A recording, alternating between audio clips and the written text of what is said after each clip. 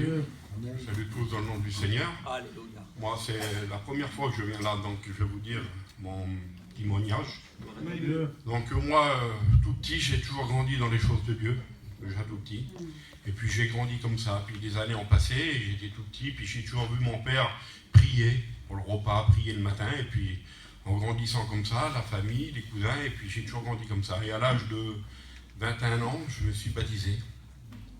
Et j'ai commencé à marcher avec le Seigneur, 1 année, 2 années, au bout de 2-3 ans, souvent quand j'allais à la réunion, je me mettais derrière. Je n'aimais pas trop rendre témoignage. Et puis des fois, je me cachais. Et puis je savais que c'était la vérité. Alors j'ai dit, s'il faut le suivre comme ça, j'y vais plus. Alors j'ai arrêté d'aller à la réunion. Et de temps en temps, comme les cousins, les oncles, tout le monde était chrétien chez nous, alors ils m'appelaient, j'allais pour faire plaisir. Mais j'étais pas sincère, je savais que c'était vrai. Alors j'ai dit, Seigneur, de le suivre comme ça, j'y vais plus. Et j'ai laissé le Seigneur. Et j'ai laissé le Seigneur pendant 12 ans de temps. Alors ce soir, c'est pas ce que je veux vous dire, ce que j'ai fait pendant 12 ans de temps, c'est ce que le Seigneur a fait pour moi il y a 14 ans de ça. J'ai été à Toulon et puis là, on était avec une mission, bien sûr, et là j'ai appris que mon père était malade à Lyon, donc j'ai pris mon compine et je suis parti à Lyon, puis quand j'arrivais, il y avait une mission, alors il y avait peut-être 100 compines, et puis j'ai mis mon compine, et puis là je suis parti vite à l'hôpital pour mon père, et puis au bout de quelques jours, mon père était un petit peu prémieux, là, où j'ai mis mon compine, il y avait un serviteur que je connaissais, que vraiment, puis je respectais, et tous les jours, il venait parler de l'amour de Dieu. Alors je l'écoutais, parce que je le connaissais très bien, j'avais du respect, et puis il me parlait, je dis, Seigneur, c'est pas possible. Tous les midis, il venait, puis il me parlait. Alors un soir, il me dit, coucou, tu sais, il y a la réunion ce soir, ce serait bien que tu viennes. Alors je le connaissais bien, alors ce que j'ai fait, j'ai dit en moi-même, je vais y aller, comme ça il ne viendra plus me ranger. Et vous savez comment qu'on fait? On va, puis des fois on prend une chaise, on se met à 10 mètres du chapiteau sur une voiture. Voilà ce que j'ai fait. Et alors après, je me suis montré pour faire voir que j'étais là, et puis j'ai comme ça, demain il ne va plus venir. Et le lendemain, il est revenu. Puis il me parlait encore, je dis, Seigneur, c'est pas possible, je suis perdu. Et puis, vous savez, un soir, il est venu vers moi, il me dit, tu viens en marche? Alors j'ai dit, oui, j'étais avec lui. Il ne m'a pas dit des grands mots, cet homme-là, Seigneur. Des réunions, vous avez bien compris que j'ai grandi dedans, je l'écoutais des centaines. Mais en marchant, il m'a dit, coucou, le Seigneur, il t'aime. Et cette parole a rentré dans mon cœur. Alléluia. Et puis j'ai dit, Seigneur, c'est pas possible. Tu m'aimes. Et alors, j'étais pas un mauvais garçon, je vous le dis de suite, j'étais pas un voyou non plus, mais j'étais privé de sa grâce, vous comprenez. Et puis là, ce mot retentissait dans mon cœur. Alors, bien sûr, je voulais pas pleurer devant l'homme, vous comprenez. Et puis, j'ai rentré vers moi, et toute la nuit, ce mot, le Seigneur, il t'aime. Le Seigneur, il t'aime. Et puis, mon cœur était travaillé par le Saint-Esprit. Puis, le lendemain, quand il est revenu, Seigneur, tout ce qu'il disait, ça tombait dans mon cœur. C'était moi qui le suivais après. Quand il partait, je le suivais comme un petit chien, parce que tout ce qu'il disait, c'était bon, ça me nourrissait. Et puis j'ai fait une réunion, 2 réunions, puis au bout de quelques jours, mon père était un peu prémieux. Et il me dit, tu sais, coucou, qu'il y a une retraite spirituelle à Gien, il dit, ce serait bien que tu viennes. Alors j'ai dit oui, je vais venir, et c'était à peu près 1 mois et demi après. Et je suis reparti à Marseille. Et bien sûr, quand j'ai revenu à Marseille, j'ai retrouvé mes copains. Alors au bout d'une semaine, 10 jours, je me tenais, puis après, j'ai recommencé. Et puis j'ai recommencé ma vie avec les copains. Et puis là, je ne comprenais rien. Seigneur, ce que j'ai fait pendant 12 ans de temps, l'ennemi me donnait le double. Je travaillais le double, et puis je sortais le double. Alors je ne voulais plus aller là-bas, bien sûr, mais comme j'avais donné ma parole, je vais quand même y aller. Et puis le jour est venu, j'ai pris mon camping, j'y vais. Et puis quand je suis parti, là-bas, vous savez, pour ceux qui savent, à Gien, c'est un chapiteau, c'est une retraite spirituelle. Alors j'arrivais là-bas, et quand j'arrivais, il y avait tous les serviteurs. Alors, je les connaissais tous.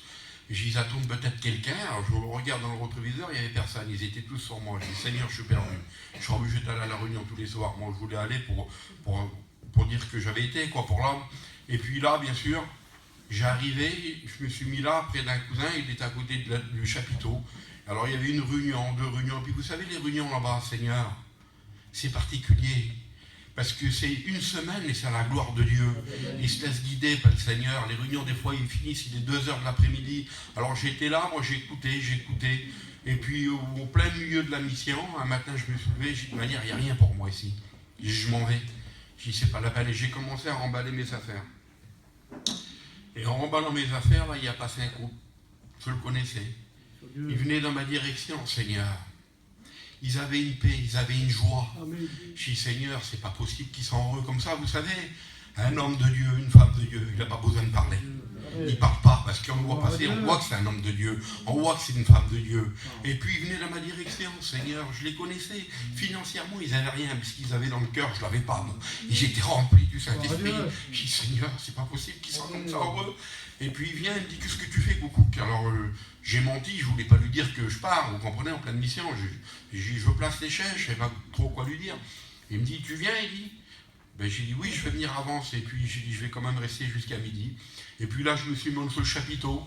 Et puis là, bien sûr, les chants, c'était un cousin qui chantait. Celui qui prêchait, c'était encore un autre cousin. J'ai dit Seigneur, c'est toujours pareil, c'est pas possible. Et j'étais assis dans un petit coin, et puis l'ennemi me parlait, il dit va-t'en, va-t'en.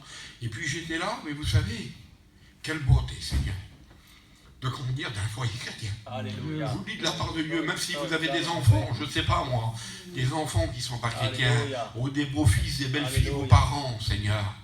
Je me suis souvenu, moi, je dis Seigneur, je suis là, j'ai demandé, vous comprenez? J'ai demandé avec mon cœur, je n'ai pas demandé avec mon intelligence, parce que les choses de Dieu, c'est une question de cœur. Si vous êtes venu ce soir avec votre cerveau, pour recevoir un mot, vous repartirez pareil. Excusez-moi de vous dire ça. Mais si vous venez avec le cœur, vous demandez, Seigneur, parle-moi, voilà ce que j'ai fait. J'ai dit, Seigneur, j'ai besoin de toi. Mais je me suis souvenu, j'ai dit, moi, Seigneur, j'ai grandi dans un foyer chrétien.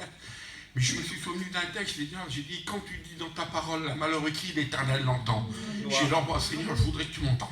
Et j'ai pas fini le mot là. Le Saint-Esprit est tombé sur moi. Et j'étais là, alors je ne savais pas, parce que 12 ans de temps, vous comprenez, hein, c'est difficile.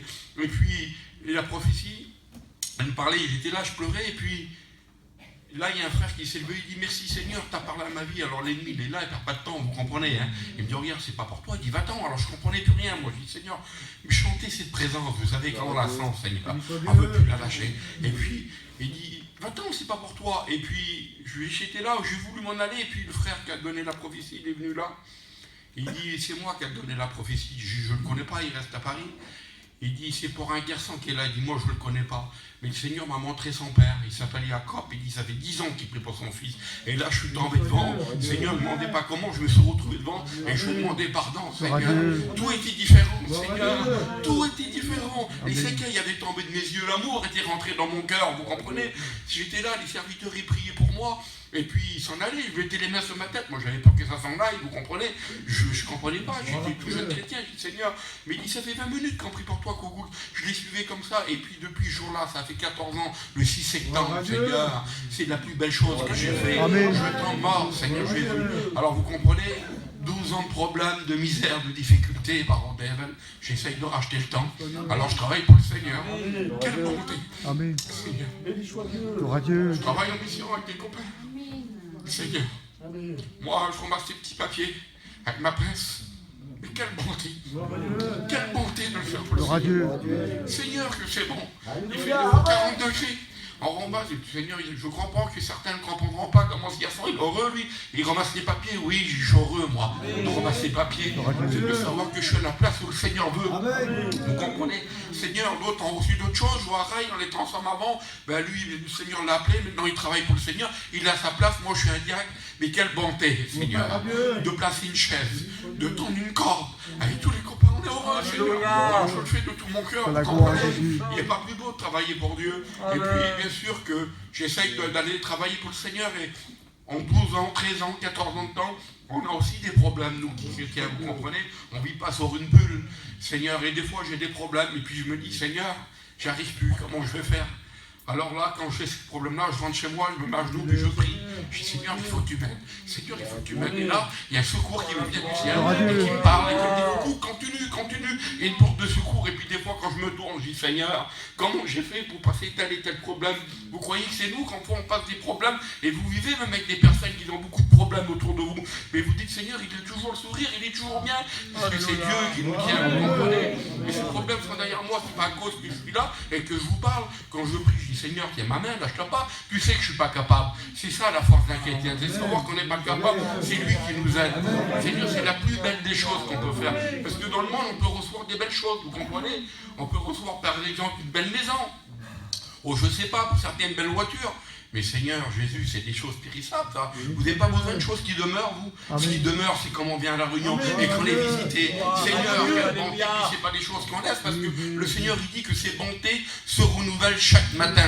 Quelle bonté, de travailler pour lui, ça se renouvelle dans la marche. 1 an, 2 ans, 3 ans, ça se renouvelle toujours. C'est pas des choses qu'on oublie. Le monde nous donne des choses, on les satisfait peut-être pour 6 jours, 1 an, 2 ans, et après on oublie. Je vous dis la vérité, il n'y a pas si longtemps que ça, la Noël, ça a fait 1 an. Pour certains, il y en a qui ont reçu, ceux qui avaient les moyens, peut-être une belle voiture, Seigneur, ou d'autres, peut-être une belle montre, je ne sais pas. Seigneur, maintenant quand on leur parle, ce cadeau-là, ils l'ont oublié. Mais le plus beau cadeau, c'est ce que je veux vous dire ce soir, c'est pas de recevoir les choses du monde, c'est de venir ici ce soir, de donner son cœur à Dieu. Seigneur, c'est la plus belle chose qu'on peut faire, ça. Parce que c'est un cadeau. Il l'a chanté tout à l'heure. Il y a un cantique, quand on chante souvent, on dit « La grâce ». Vous connaissez ce cantique? C'est un cadeau de Dieu, ne la laisse pas passer.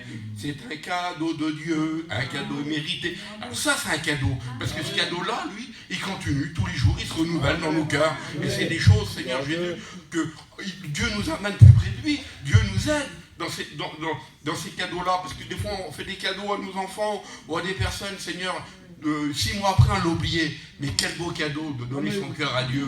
Seigneur, n'attendez pas, puis je vous le dis, peut-être si vous avez des enfants qui étaient rétrogrades comme moi, peut-être que tu dis, c'est bien pour toi, mon frère, mais moi, ça fait 20 ans que mon fils est rétrograde, ou ma belle-fille. Je t'encourage à prier. Je vous encourage à prier, à persévérer, parce qu'un jour, votre témoignage le marquera, il dira, mon père, ma mère, c'est une femme de Dieu. Ils se tourneront vers Dieu, et que Dieu vous bénisse. Alléluia.